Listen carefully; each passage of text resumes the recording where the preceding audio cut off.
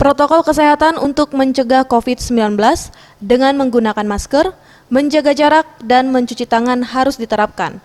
Tujuan dari penerapan 3M ini karena penyakit COVID-19 penularannya dari orang ke orang, sehingga harus menggunakan masker dan menjaga jarak.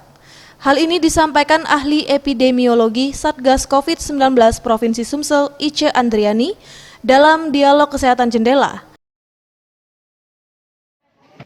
Karena COVID-19 ini transmisinya, penularannya dari orang ke orang.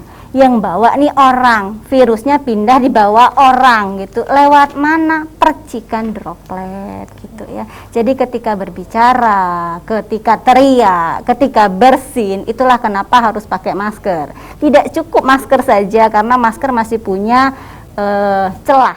Ia juga mengharapkan kepada pengelola tempat makan ketika ada pelanggan atau konsumen yang tidak menerapkan protokol kesehatan, harap ditegur dengan persuasif.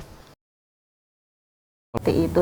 Harapannya ketika memang ada pelanggan, ada konsumen yang tidak menerapkan protokol kesehatan, mohon ditegur begitu ya, tetapi memang sifatnya persuasif begitu, jangan langsung bahasa Palembangnya itu kasar gitu ya, janganlah, tetapi memang ayo Bu bergeser ke sini gitu ya, diajak benar-benar patuh jaga jarak, karena kan di tempat makan juga sangat beresiko. Kalau kita belajar dari Jakarta, ada klaster restoran loh. Karena waktu makan masker dibuka, kalau tidak jaga jarak tentu akan sangat beresiko. Untuk pencegahan COVID-19, ingat pesan ibu dengan selalu menerapkan 3M, memakai masker, menjaga jarak, dan mencuci tangan. Dengan penerapan perilaku 3M, Indonesia segera terbebas virus corona menuju Sumsel bangkit, Sumsel adaptasi kebiasaan baru, Indonesia maju. Tim Liputan Sriwijaya TV.